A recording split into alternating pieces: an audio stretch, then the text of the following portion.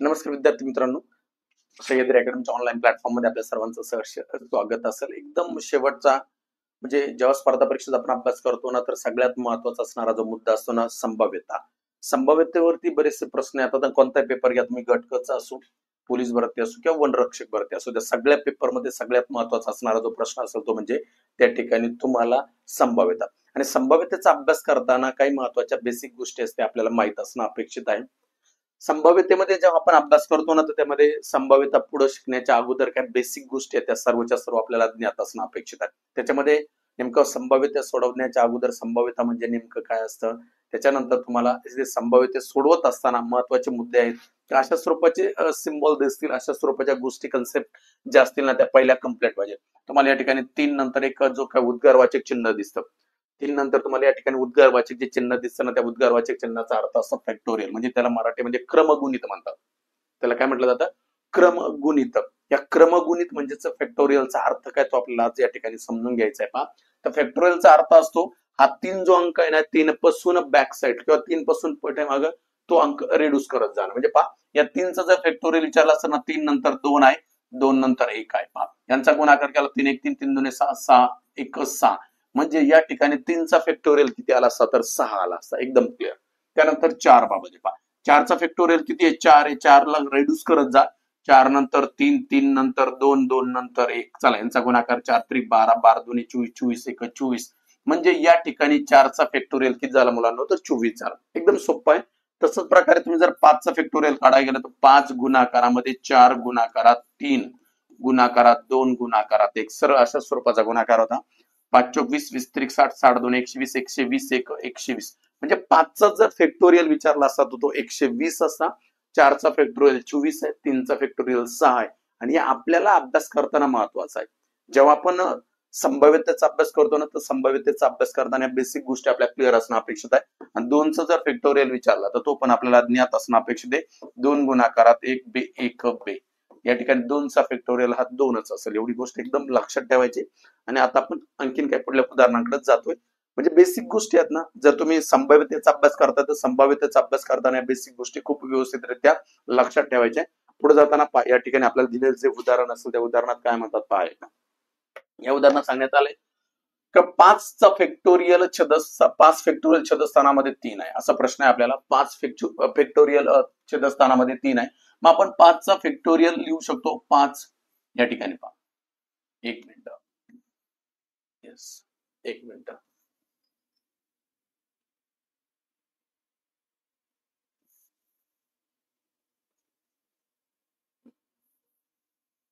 Sorry जरा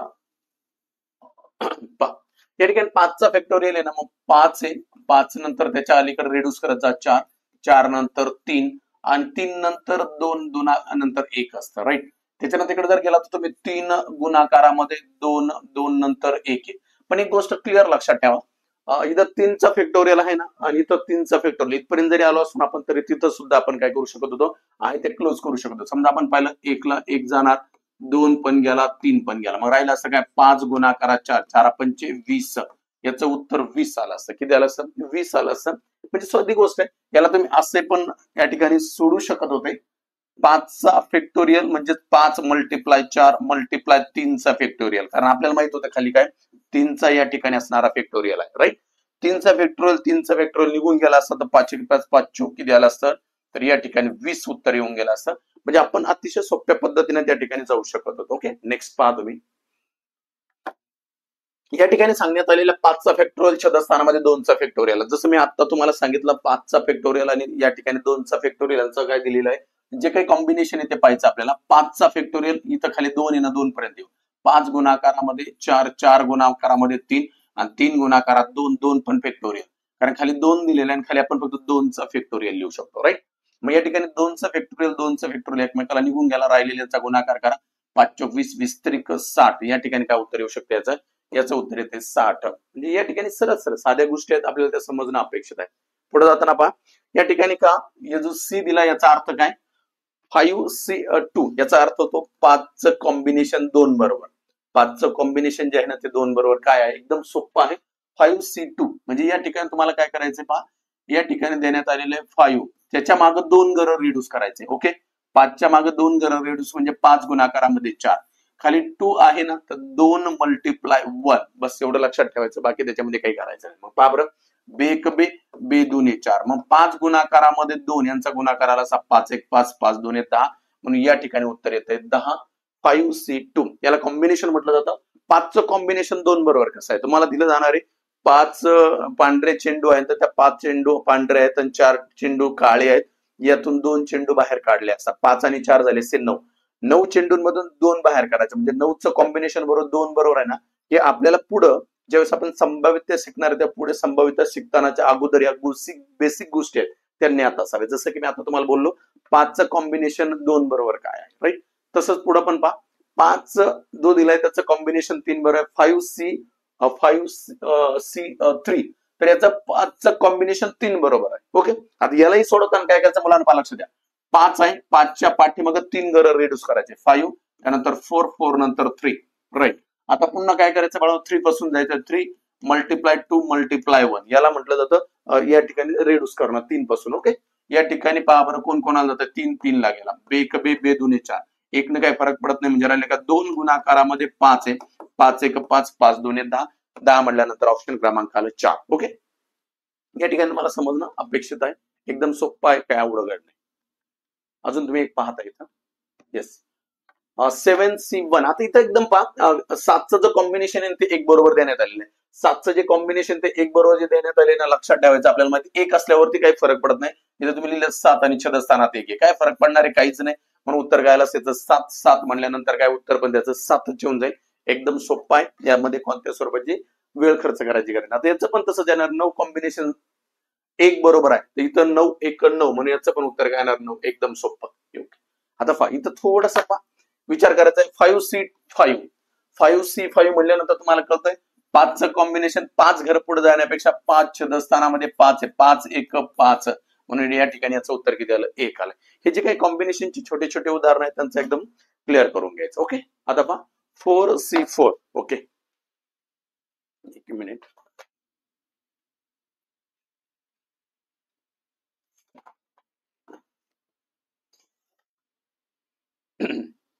पाहिजे काय 4C4, याचा अर्थ आहे 4चं कॉम्बिनेशन 4 बरोबर, 4 छेदस्थानात 4 4 1 4, म्हणून याचं सुद्धा उत्तर किती येणार, 1. एकदम नॉर्मली हे प्रश्न बेसिक आहे. जेव्हा तुम्ही संभाव्यतेचा अभ्यास करता, संभाव्यतेचा अभ्यास करताना छोट्या छोट्या गोष्टीकडे आपल्याला लक्ष देणं अपेक्षित आहे, कारण या गोष्टी क्लिअर झाल्या, कॉम्बिनेशन म्हणजे काय, फॅक्टोरियल म्हणजे काय, तर त्याच्यानंतर आपल्याला पुढे जायला एकदम सोपं जातं. पहा या ठिकाणचा प्रश्न आहे, इथून प्रश्न जे काही प्रश्न आहेत व्यवस्थितरित्या अभ्यासायचे. सगळ्यात पहिला मुद्दा आहे 10C2 कॉम्बिनेशन, छेदस्थानामध्ये 15C2 अशा स्वरूपाचं उदाहरण दिलंय ना, आता आपल्याला एकदम व्यवस्थितरित्या सोडवायचे. पहा या ठिकाणी यांचं जे कॉम्बिनेशन दिलंय ना, पहा इथं जर कधी पण C2 असेल ना, पाय हा C2 संपला विषय, म्हणजे आपल्याला त्याच्यावरती जास्त काम करायची गरज येत नाही, तो मुद्दा आपला सरळ क्लिअर होऊन जातो. C2.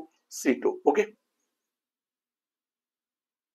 एक मिनिट, C2 काय अडचण नाही आपल्याला. या ठिकाणी पाहिजे C2 नाही तर C2, इथे पण C2 गेले, पण किती घर रेड्यूस होतात, 2 घर रेड्यूस होतात, लक्षात ठेवायचं. 10 पासून 2 घर म्हणजे मागे 10 नंतर आली 9, छेदस्थानात पण काय 15 नंतर 1 घर मागे 14. कोणी कोणाला भाग जातो एकदम नीट पाहिलं तर कळतं आपल्याला, 5 1 5, 5 3 15, 5 1 5, 5 2 10, बे 1 बे, बे 7 14, 3 1 3, 3 3 9. तुम्ही जर या ठिकाणी पाहिलं तर कोण शिल्लक राहिले, 3 छेदस्थानात 7, म्हणजे याचं जे काय उत्तर आलेलं आहे 3 छेदस्थानामध्ये 7 आहे, म्हणजे ऑप्शन क्रमांक काय असणार आहे, तर बी. ऑप्शन क्रमांक बी म्हणजेच ऑप्शन क्रमांक 2 या ठिकाणी या प्रश्नाचं उत्तर येऊन जाईल. ओके, कोणाला काय अडचण असेल तर मला नंतर कमेंट मध्ये सांगत जा. ओके, चला आता इथं थोडस त्याच्या पुढलं अजून उदाहरण आहे. याच्यामध्ये म्हणतात 5C2 multiply 4C2 divide 9C2. चला सोडवा, प्रयत्न करा.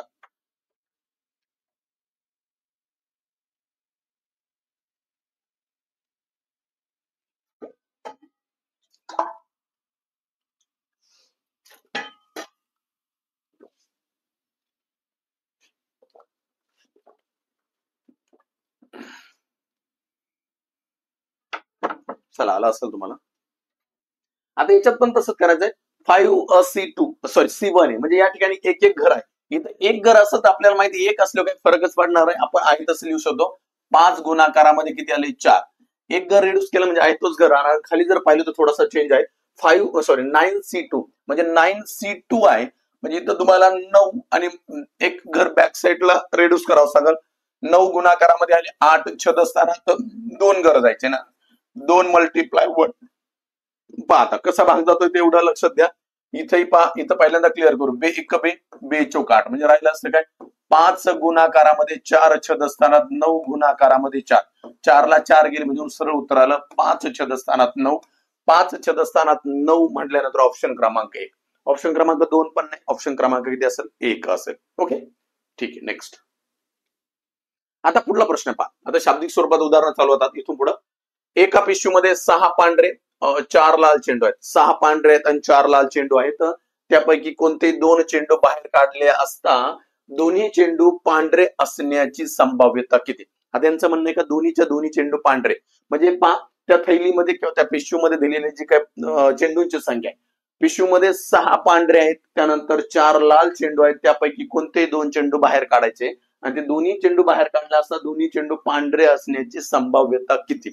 दोन्ही चेंडू आपल्याला ते म्हणतात पांढरे असण्याचे. मग पहा बरं पांढरे चेंडू किती आहेत? या ठिकाणी आपण जर पाहिलं तर पांढरे चेंडू आहेत 6 आणि लाल जे चेंडू आहेत तर पहा मुलांनो तर लाल चेंडू आहेत 4. म्हणजे टोटल असणारी चेंडूंची संख्या किती आहे? हे 6 आणि हे 4 म्हणजे 6 आणि 4 झाले 10. पण याच्यातून किती चेंडू बाहेर काढायचे? कोणते 2 चेंडू बाहेर काढले असा. कोणते 2 चेंडू काढायचे म्हणजे 10 बरोबर कॉम्बिनेशन कोणाचं आहे तर 2चा आहे म्हणजे 10C2 आहे.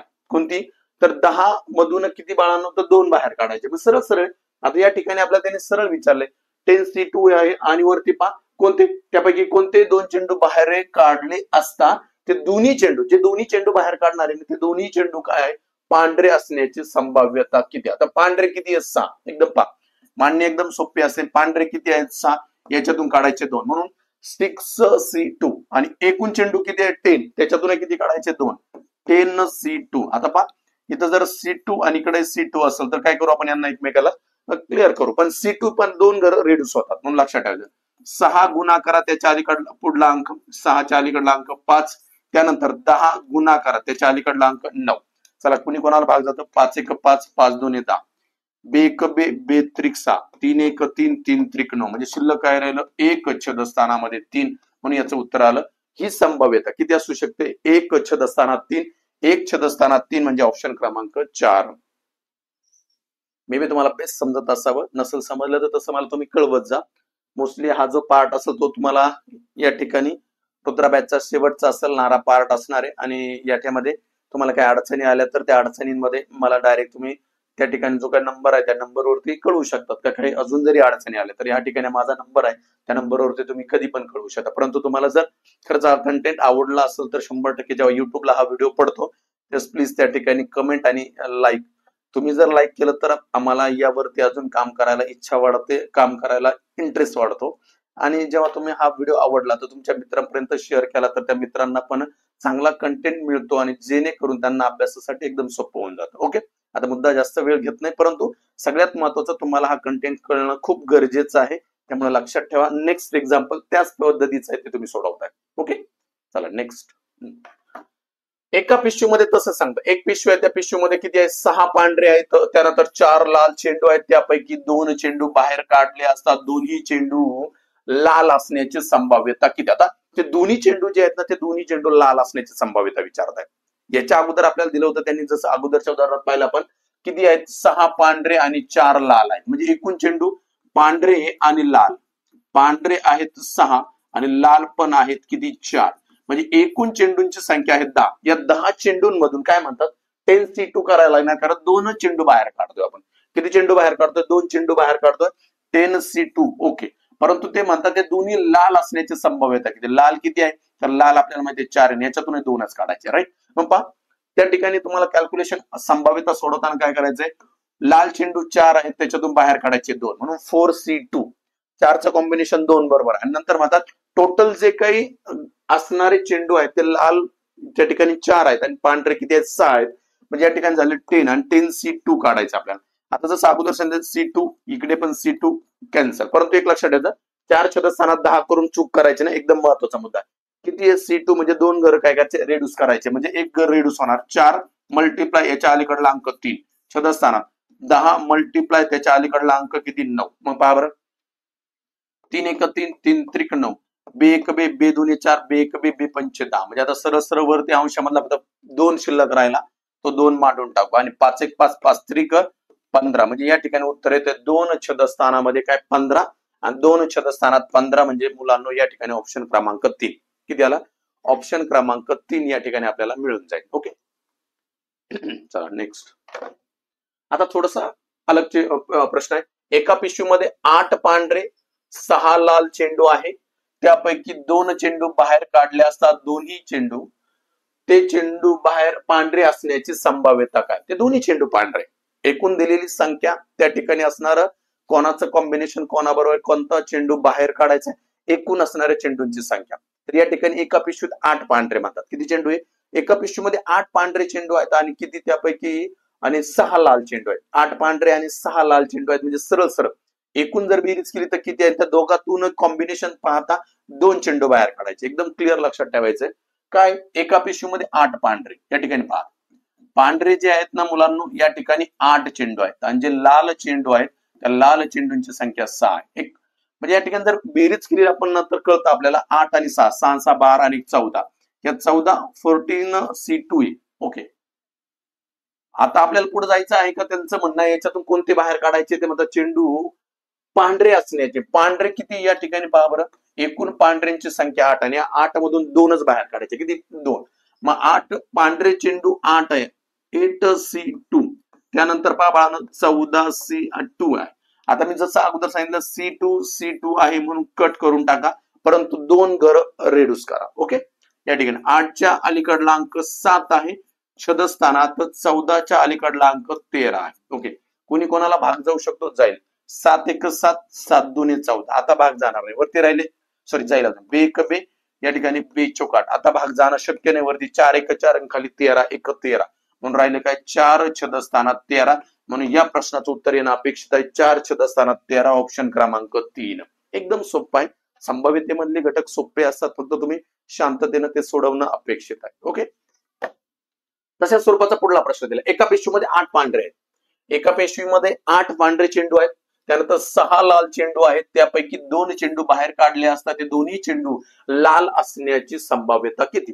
चेंडूंची संख्या 30 दिली. खूप सोपा पार्ट आहे फक्त तुम्ही त्याच्याकडे नीट लक्ष दिलं तर तुम्हाला सहज समजून जाईल. या ठिकाणी त्याच पिशवीमध्ये आपल्याला सांगण्यात आलेले की किती तर चेंडूंची संख्या आहे पांढरे जे काय पांढरे चेंडू आहेत हे पांढरे चेंडू आहेत 8 आणि लाल जे चेंडू आहेत तर लक्षात ठेवा लाल चेंडू आहेत 6 म्हणजे टोटल 8 आणि 6 6 6 12 14 आले.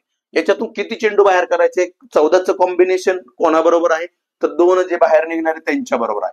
परंतु बाहेर निघणारे दोन्ही चेंडू कोणते लाल आहे. मग लालचं कॉम्बिनेशन पाहिजे आपल्याला. ठीक आहे इथूनही 2च काढायचे. लालची टोटल संख्या आहे 6 म्हणून 6 6C2 आलं. ओके खाली दिलेलं आपल्याला 14 मधून 2 आहे नाही का तर लक्षात ठेवायचं पुन्हा एकदा तेच आलं C2 आलं.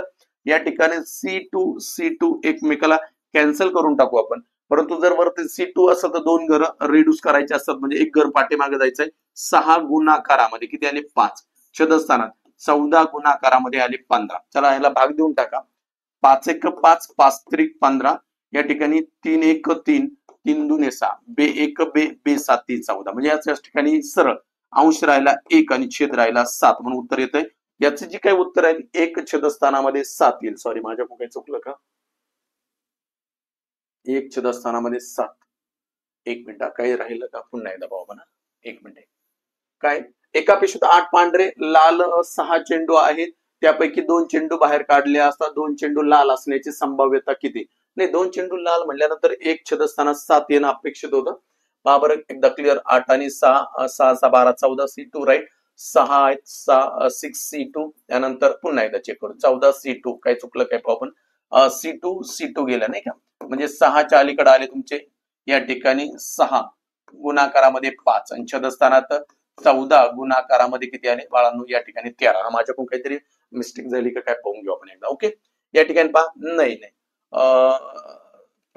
4 1 4 बे 1 बे बे 1 बे बे 7 14 त्यानंतर या ठिकाणी बे 1 बे बे त्रिक 6. आता काय भाग जाणार नाही 5 त्रिक किती आले वरती सॉरी 15 5 त्रिक 15 आहे सॉरी 13 7 91 या ठिकाणी 13 हा बरोबर आहे ना हा 15 छेदस्थानात 91 लागत होतं. ठीक आहे, ऑप्शन मध्ये इथं पाहिजे असं लागत होतं 91 नाही का, 15 छेदस्थानात 91. सॉरी, माझ्याकडून एक मिस्टेक झाली इथं ऑप्शन मध्ये पण, आणि अगोदरच्या मी सोडवताना काहीतरी गडबड झाली असेल, सॉरी त्याबद्दल. पण प्रॉपर असं आहे, रेड्यूस करायचं एक घर 6 नंतर मल्टिप्लाय 5 आहे, छेदस्थानात 14 मल्टिप्लाय त्याच्या अलीकडे लागत 13. मी तर 15 घेतले असेल, मे बी चुकून झालं असेल, नजर चुकीनं, सॉरी त्याबद्दल. पण उत्तर येणं अपेक्षित आहे याचं. 15 छेदस्थानात 91, इथं माझ्याकडून 19 असतील तर तिथं कॅन्सल करून 91 ऑप्शन मध्ये येतील. ओके, नेक्स्ट पहा. 15 उदाहरण तुम्ही सोडवता बाळांनो. एका पिशवीमध्ये 5 पांढरे व 8 लाल चेंडू आहेत, त्यातील कोणते 3 चेंडू बाहेर काढले असता तिन्ही चेंडू पांढरे असण्याची संभाव्यता किती? 3 चेंडू बाहेर काढायचे, ते तिन्हीच्या तिन्ही चेंडू पांढरे असण्याची संभाव्यता काय? असा स्वरूपाचं त्यांचं म्हणणं आहे. पहा, एका पिशवीत 5 पांढरे आहेत, म्हणजे पहा पांढरे जे आहेत हे पांढरे चेंडू आहेत 5, आणि जे काही लाल चेंडू आहेत, लक्षात ठेवा लाल चेंडू आहेत 8. म्हणजे आता तुम्ही जर पाहिलं तर 8 आणि 5 यांची जर बेरीज केली तर 8, 9, 10, 11, 12, 13 होऊन जातील. ओके, या 13तून किती बाहेर काढायचे? 3 चेंडू बाहेर काढायचे. ओके, पण बाहेर काढणारे तिन्ही चेंडू जे आहेत हे तिन्ही चेंडू काय आहेत? पांढरे असल्याचे. मग पांढऱ्यांची संख्या किती आहे? 5 आहे. पहा 5C या ठिकाणी 3, आणि खाली पहा 13C3 आहे. 3 C3. ओके, C3 गेलं. परंतु 3 घर रेड्यूस करायचे ना, एक त्या ठिकाणी आपल्याला लक्षात ठेवायचं की 3 घर आपण रेड्यूस करतोय. 5 त्याच्यानंतर 4 आणि त्याच्यानंतर 3 छेदस्थानात काय 13, त्यानंतर 12, नंतर 11. हे 3 घर आपल्याला रेड्यूस करत जायचे, बॅक साईडला जायचंय, पाठीमागल्या साईडला जायचंय. कुणी कोणाला भाग जातो नीट जर पाहिलं तर 4 1 4, 4 3 12, 3 ला 3 गेले. आता मला नाही वाटत भाग जाण्याचे चान्सेस आहे, कारण 13 पण मूळ संख्या आहे, 11 पण मूळ संख्यांवरती 5 पण मूळ संख्या आहे. 5 छेदस्थानात 13 1 13 हा चालेल, 13 1 13 आणि 1 14, म्हणून उत्तर आलं 5 छेदस्थानात 143. 5 छेदस्थानात 143 म्हणजे ऑप्शन क्रमांक 2. ऑप्शन क्रमांक 2 ब हे त्याचे ऍक्युरेट उत्तर असत. कोणाला काही शंका असेल तर मला कमेंट मध्ये सांगत जा. Okay, next. आता तसं एका पिशवीमध्ये तेच 5 पांढरे 8 लाल चेंडू आहे, कोणतेही 3 चेंडू बाहेर काढले असता तिन्ही चेंडू लाल असण्याची संभाव्यता किती? लाल असण्याची संभाव्यता आपल्याला विचारते तिन्ही चेंडू. तर सरळ सरळ एक पिशवी आहे, पिशवीमध्ये काय दिलेले? पांढरे जे चेंडू आहेत हे काय असणारे? आपले पांढरे चेंडू असतील तर ते 5 आहे, आणि लाल जे चेंडू एका पॉइंट म्हणजे 2 उदाहरण टाकले मी, 8 आहे. जर तुम्ही पाहिलं पांढरे 5 आणि जे काही असणारे लाल 8 आहे त्यांचे एकूण 13 होतात, आणि याच्यातून बाहेर काढायचे 2, नाही सॉरी किती 3 काढायचे, याच्यातून 3 काढा. 13C3 काढायचंय कॉम्बिनेशन. 13 चेंडूंबरोबर 3चं जे काही कॉम्बिनेशन ते कॉम्बिनेशन आपल्याला या ठिकाणी मेन्शन करायचं. ओके, आता याच्यातले कोणते बाहेर काढा म्हणतात? ते तिन्ही चेंडू बाहेर काढले. हे 3 चेंडू जे बाहेर काढले तर तिन्हीच्या तिन्ही लाल असण्याची संभाव्यता किती? जे 3 चेंडू जर आपण बाहेर काढले तरी तिन्ही चेंडू लाल असण्याची संभाव्यता किती? तर पहा लाल असण्याची संभाव्यता, मग लाल चेंडू माहिती आपल्याला किती आहे? 8 आहे. मग 8 मधून किती आहे ना? 3 बाहेर काढायचे. इकडे 13C3 आहे. आता आपण जर कॉम्बिनेशन केलं अगोदर जसं मी तुम्हाला सांगितलंय, हे C3 कट होतील, हे C3 कट होतील, पण किती घर रेड्यूस करायचे? तर 3 घर रेड्यूस करायचे आहे. म्हणून या ठिकाणी 8 8 नंतर 7, 7 नंतर 6 छेदस्थानात खाली पण या 13 13 नंतर 12, 12 नंतर 11, कारण 3 घर पाठीमागे जायचे. पहा आता 6 1 6, 6 2 12. आता कुठं भाग जाईल? बे 1 बे, बे चोक 8. आता भाग जाणार नाही, या ठिकाणी तेच आहे 7 चोक 28 आणि खाली तोच गुणाकार आहे. 13 गुणाकारात 11 143 आहे, म्हणून उत्तर येतंय 28 छेदस्थानात 143 आणि 28 छेदस्थानात 143 म्हणजे ऑप्शन क्रमांक 3. Okay, next. आता पहा एका पिशवीत 6 पांढरे आणि 4 लाल चेंडू आहेत, त्यापैकी कोणते 2 चेंडू बाहेर काढले तर दोन्ही चेंडूंपैकी एक चेंडू एका पिशवीत 6 पांढरे आणि 4 लाल चेंडू आहेत, त्यापैकी कोणते 2 चेंडू बाहेर काढले असता तर ते दोन्ही चेंडूंपैकी एक चेंडू पांढरा आणि एक चेंडू लाल असण्याची संभाव्यता किती? अगोदरच्या उदाहरणांमध्ये तुम्हाला आणि व किंवा शब्द आलेले दिसले नाही. याच्यामध्ये तुम्हाला एक नवीन कन्सेप्ट आली. या ठिकाणी आपल्याला शब्द काय आलाय? आणि शब्द आलाय. जेव्हा तुम्हाला संभाव्यतेमध्ये आणि त्यानंतर या ठिकाणी व हे शब्द जेव्हा येतील ना त्यावेळेस त्या दोन्हीची बेरीज करायची. जेव्हा किंवा हा शब्द येईल ना किंवा, तर त्यावेळेस सॉरी या ठिकाणी गुणाकार करा. जेव्हा किंवा शब्द येईल ना तेव्हा अधिक करा. या 2-3 गोष्टी लक्षात ठेवायच्या. जेव्हा तुम्ही संभाव्यतेचा अभ्यास करतात ना मुलांना, तेव्हा आणि व हा जर शब्द आला आणि व हा जर शब्द आला त्याच्यामध्ये तर त्या ठिकाणी गुणाकार करा, आणि किंवा जर शब्द आला तर त्या ठिकाणी काय करा, अधिक करा. एवढ्या बेसिक गोष्टी आपल्याला लक्षात ठेवायच्या. मग पाहिजे त्यांनी सांगितलं आपल्याला पांढरे आहेत. किती आहे पांढरे? पांढरे चेंडूंची संख्या आहे 6. ओके, पांढऱ्या चेंडूंची संख्या 6 आहे, आणि जे काय लाल चेंडू आहे त्या लाल चेंडूंची संख्या आहे 4. मग मला सांगा 6 आणि 4 यांची जर बेरीज केली तर 10, आणि या 10 चेंडूंमधून किती चेंडू बाहेर काढायचे? 2 चेंडू बाहेर काढायचे. ओके, 10C2 जो असता आपण शिकत होतो तसं. पण आता इथून पुढे थोडासा वेगळा मुद्दा काय आहे, तर याच्यात त्यांचं म्हणणं आहे पांढरे जे 6 काढले ना आपण, तर ते पांढरे 6 मधला आणि हे लाल जे 4 आहेत त्या दोन्हींमध्ये जर कम्पेअर केली का याचे 2 बाहेर काढतात. एक चेंडू लाल असणं आणि एक चेंडू पांढरा असणं, म्हणजे आणि आल्यामुळं एक लाल असेल किंवा एक पांढरा असेल यादृच्छिकपणे, म्हणजे न पाहता. यादृच्छिकपणे या शब्दाचा सरळ अर्थ होतो तुम्ही तिकडं न पाहता जे काही 2 चेंडू बाहेर काढणार आहे त्यातला एक लाल असेल आणि एक काय असेल तर पांढरा असेल, याची संभाव्यता काय. जेव्हा वाक्यामध्ये आणि येतो तेव्हा एकदम अशा स्वरूपाचा क्लिअर लक्षात ठेवायचा. पहा, आता पहिल्या वाक्यात आहे पांढरे, पांढऱ्यांची संख्या 6 आहे, एक बाहेर काढायचा. ओके, एक काढला. आता या ठिकाणी तुम्ही जर पाहिलं तर काय एक झाला. आता जेव्हा वाक्यामध्ये आणि येतं ना तेव्हा तुम्हाला गुणाकार करायचा असतो. एकदम क्लिअर.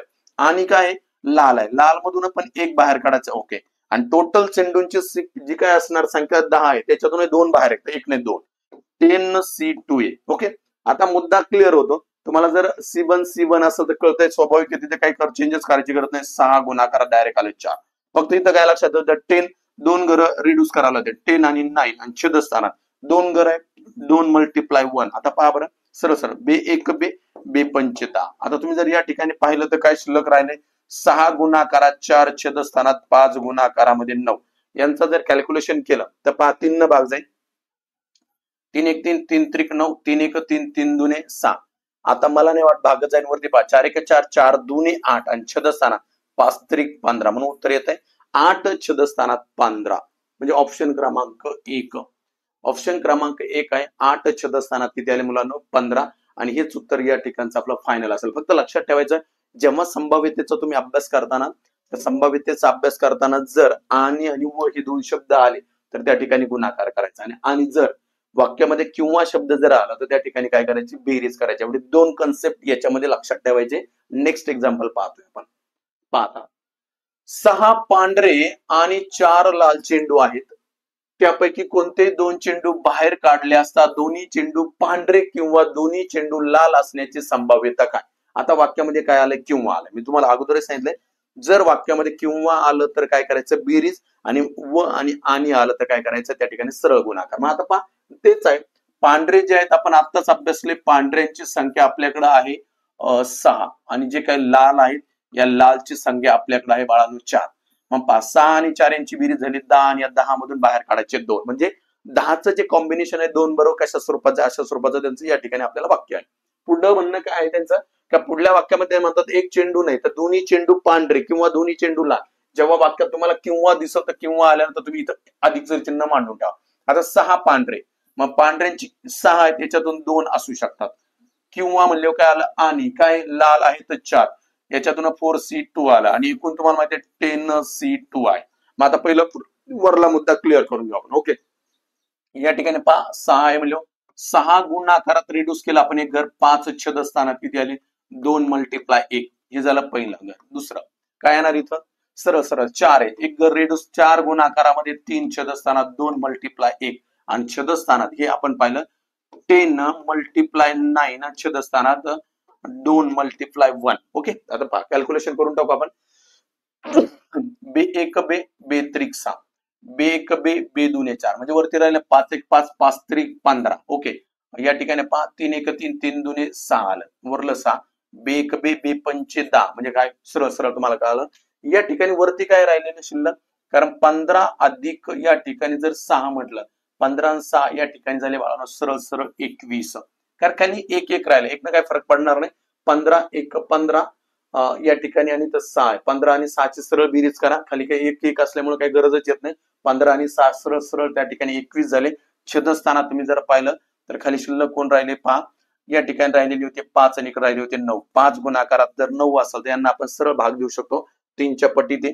3 एक 3, 3 त्रिक 9, 3 एक 3, 3 7 ते 21, म्हणजे 5 एक 5, 5 त्रिक 15, 7 छेदस्थानामध्ये 15, आणि 7 छेदस्थानात 15 म्हटल्यानंतर ऑप्शन क्रमांक आला 3. ओके, ऑप्शन क्रमांक 3 पहा एकदम सोपं आहे. किंवा शब्द आल्यानंतर काय करावं लागतं, थोडंसं या ठिकाणी कॅल्क्युलेशन वाढतं, परंतु त्याला ऑप्शन नसतो. आपल्याला एकदम शांततेने ते उदाहरण त्या ठिकाणी सोडवायचं असतं. मे बी तुम्हाला छान पटत असावं. अजून पहा पुढे उदाहरण. येस, आता पहा, एका पिशवीत 8 व 6 लाल, एका पिशवीत 8 व 6 लाल चेंडू, त्यापैकी 2 चेंडू बाहेर काढले असता दोन्ही चेंडूपैकी सॉरी, एका पिशवीमध्ये या ठिकाणी 8 पांढऱ्या, इथे शब्द राहिला माझा, एका पिशवीमध्ये 8 पांढरे व लाल किती 6 चेंडू आहेत, त्यापैकी 2 चेंडू बाहेर काढले असता दोन्ही चेंडूंपैकी एक चेंडू पांढरा व एक चेंडू लाल असण्याची संभाव्यता किती? 2 चेंडूंपैकी एक पांढरा आणि एक चेंडू लाल असण्याची संभाव्यता आपल्याला विचारत आहे. एक पिशवी आहे, त्याच्यामध्ये 8 चेंडू आहेत पांढरे, 8 चेंडू झाले आपले पांढरे. ओके, त्याच्यानंतर पुढे पाहतो 6 चेंडू झाले बाळांनो आपले या ठिकाणी लाल चेंडू झाले. ओके, यांची बेरीज करा. 6 6 12 म्हणजे 14, या 14 मधून 2 बाहेर काढायचे. ओके, आता या ठिकाणी व आणि असेल तर मी पहिलं सांगितलं, व आला तर या ठिकाणी त्याला मस्तपैकी गोलाळा करा आणि याचा अर्थ समजून घ्या, तिथं गुणाकार करायचा. एकदम साधी आणि सोपी गोष्ट लक्षात ठेवायची आपल्याला, म्हणजे जास्त कॅल्क्युलेट करणं सोपं जात नाही किंवा कॅल्क्युलेट करणं आपल्याला अतिशय सोपं जातं आणि समजतं आपल्याला. वाक्य वाचतानाच त्या सगळ्या कन्सेप्ट समजतात. मग पहा, 8 चेंडू आहे, 8 पांढऱ्यांपैकी या ठिकाणी तुम्हाला एक काय चेंडू पांढरा व एक चेंडू पांढरा व एक चेंडू काय असणं लाल असण्याची संभाव्यता किती? 14 आणि पुढे C2 आहे, राईट. मग इथं पहा, वरती कॅल्क्युलेशन करणं, जेव्हा 1 येतो तेव्हा ज्यादा गरज येत नाही, म्हणजे 8 मल्टिप्लाय आलं 6 आणि छेदस्थानात 14 मल्टिप्लाय 13 आणि छेदस्थानात 2 मल्टिप्लाय 1.